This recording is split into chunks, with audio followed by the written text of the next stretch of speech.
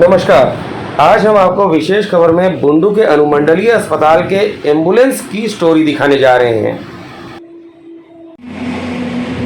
ये है अनुमंडल अस्पताल बुंडू। यहाँ पर एक एम्बुलेंस हमें दिखाई दी। इस एम्बुलेंस की स्थिति देखिए। इसमें मरीजों को लाने का काम होता है, लेकिन देख रहे हैं पूरी तरह से ये गाड़ी सड़ चुकी है। ये हालत है इसकी एम्बुलेंस की।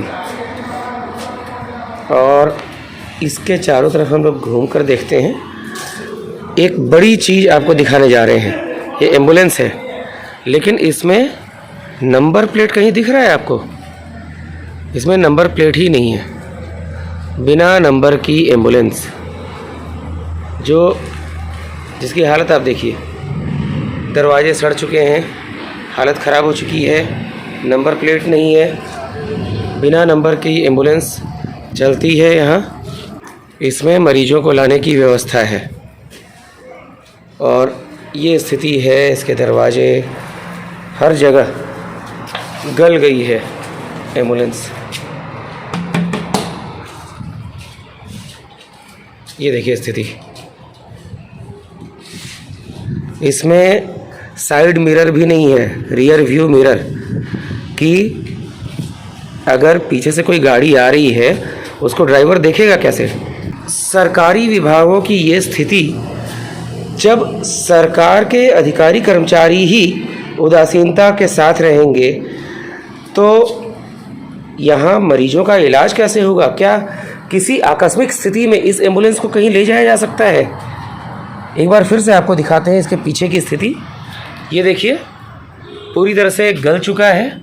इसका दरवाज़ा गल चुका है, शीशा के नीचे वाला हिस्सा गल चुका है। और ये देखिए, ये है स्थिति। बिना नंबर प्लेट की एम्बुलेंस। और कहाँ पर? ये है बुंडू का अनुमंडलीय अस्पताल। आपको एक बार फिर दिखा दें। ये देखिए बोर्ड है सामने, अनुमंडलीय अस्पताल बुंडू। आइए एक नज़र डालते हैं एम्बुलेंस के अंदर क्या स्थिति है। अरे ये देखिए, इसमें यहाँ भी रियर व्यू मिरर होता है। इस जगह यहाँ भी रियर व्यू मिरर नहीं है। मतलब अगर ड्राइवर पीछे देखना चाहे तो ना यहाँ पर उसको साइड मिरर मिल रहा है और ना ही यहाँ पर अंदर में भी रियर व्यू मिरर नहीं है। और सीट की स्थिति देख सकते हैं आप। चलिए आपको उस तरफ से दिखाते हैं। आइए हम लोग चलते हैं इस तरफ से। अब तो आवश्यकता हो गई है, इसके पीछे की सीट भी देखनी होगी। ये देखिए, ये है इसके सीट की हालत। और पहले सामने से एक नज़र मार लें। सामने से भी इसकी स्थिति दयनीय है। ये देखिए, ये एम्बुलेंस, इसकी स्थिति दयनीय है। और आगे भी नंबर नहीं है। ध्यान से देखिए, केवल पीछे ही नहीं, इसमें आगे भी नंबर प्लेट नहीं है। ध्यान से देखिए, पूरा नीचे का हिस्सा नंबर प्लेट नहीं, बम्पर टूटे हुए हैं और जगह जगह जंग। और इसमें मरीजों को लाया जाता है। तात्कालिक स्थिति अगर हो, आपातकालीन स्थिति हो। और ये देखिए, ये पीछे के सीट की स्थिति, जंग लगा हुआ है पूरी तरह से, हर तरफ से जंग लगा हुआ, सीट फटी हुई है, फटी हुई सीट। आइए हम लोग देखते हैं इधर से दरवाज़ा खुला है या नहीं।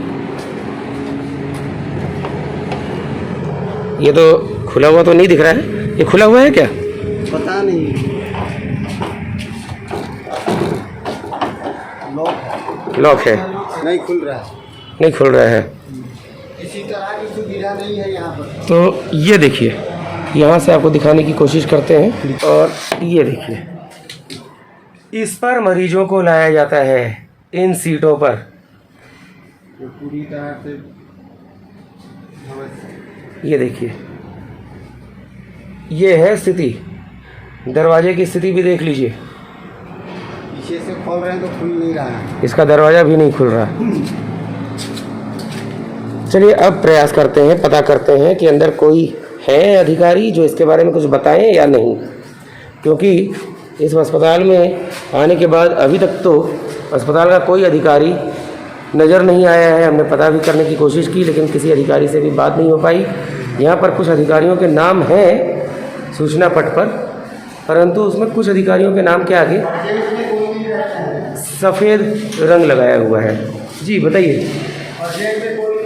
प्रेजेंट क्या कोई रहते नहीं है यहाँ, कोई उपलब्ध हम नहीं? लोग देखिए, मैं टोटो वाला हूँ, कभी भी पेशेंट को लाता हूँ ना, रात या दोपहर या कभी भी, अभी भी लाया हूँ, जो मरीज़ है यहाँ पर देखने के लिए आए हैं, रात बिकार 2 बजे 1 बजे रात को कभी भी आता हूँ लेके पेशेंट को, डिलीवरी पेशेंट, किसी तरह की सुविधा नहीं मिलती है, कोई सुविधा नहीं मिलती है, कुछ नहीं। विशेषकर रात में, जी विशेषकर रात में वैसा कोई यहाँ सुविधा नहीं है। मैडम तो सुबह आती है 10 साढ़े 10 बजे लगभग, उसके बाद ही यहाँ कुछ इलाज होता है, इससे पहले मैडम नहीं आती है। मतलब रात में अगर कोई आपातकालीन बात हो गई तो कोई सुविधा नहीं है? सुविधा नहीं है।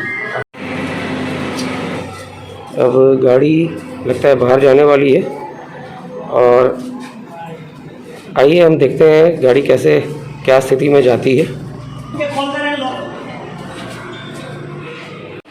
अब इसका दरवाज़ा खुला हुआ है, खुले दरवाजे से हम देख रहे हैं, ये देखिए ये स्थिति है।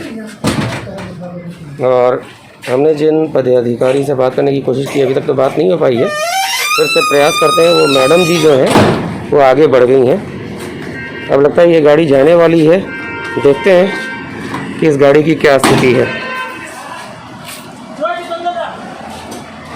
और गाड़ी स्टार्ट तो हो गई, बहुत बड़ी बात है।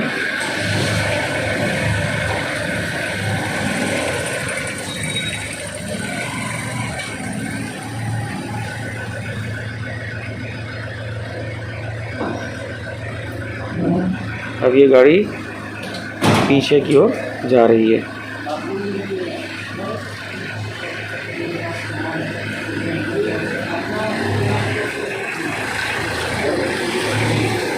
और चलिए कम से कम इतना तो देखकर सुकून मिला कि गाड़ी चलती हुई तो दिख रही है। आइए अब बात करने की कोशिश करते हैं, क्योंकि अभी तक तो कोई हम लोगों से बात करने के लिए तैयार नहीं है। अस्पताल की स्थिति क्या है उसके बारे में बात करने को कोई तैयार नहीं है। चलिए देखते हैं। मैडम कुछ जानना था। अभी हम लोग आए यहाँ पर, हम लोगों ने देखा कि बाहर एम्बुलेंस जो खड़ी है, एम्बुलेंस की स्थिति बहुत ज़्यादा दयनीय थी। मतलब पूरी तरह से एम्बुलेंस सड़ चुकी है एक तरीके से कहें। उसमें ना तो उसका नंबर प्लेट है, पूरा बॉडी उसका जंग लगा हुआ है, सड़ चुका है। तो इसके लिए कोई कदम उठाया जा रहा है आप लोग की तरफ से? हम तो नए हैं, पुराना कोई ये एमएलए फंड से डोनेट किया हो। कितने टाइम से? सर ही बता पाए हैं, तो ज़्यादा दिन नहीं हुआ है, लगभग 2 साल।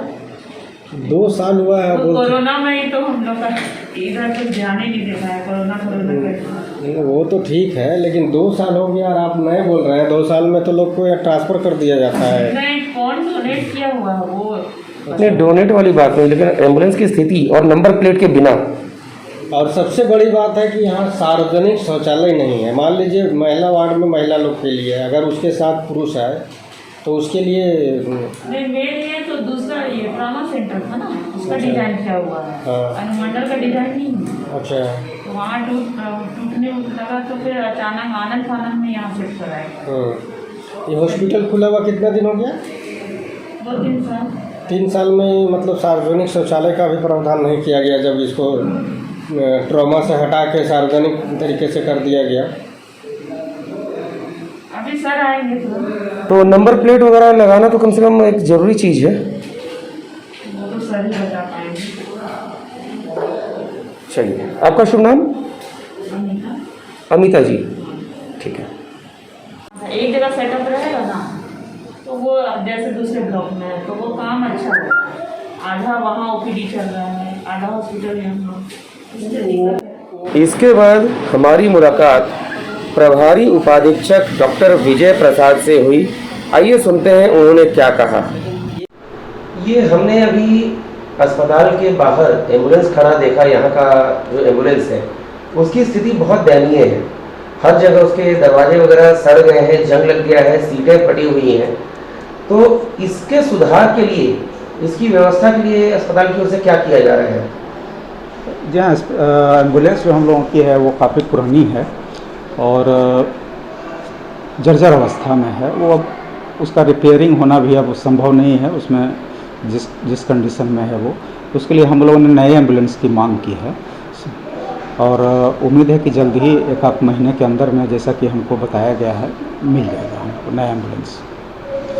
तो ये जो एम्बुलेंस जो पहले से चल रही है, इसमें एक बड़ी चीज़ हमने देखी कि इसमें नंबर प्लेट भी नहीं है।